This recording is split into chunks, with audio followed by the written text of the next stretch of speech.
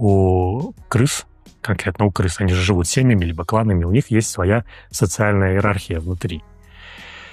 И, соответственно, они делят территорию. Если на какой-то территории появляется подозрительное обилие пищи, то они не накидываются на нее. Согласно социальной иерархии, да, есть альфа, который может отправить менее доминантную особь, да, попробовать.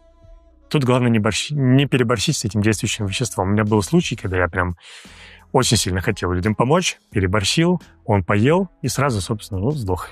И они решили, что все. И эту еду не тронули нигде абсолютно.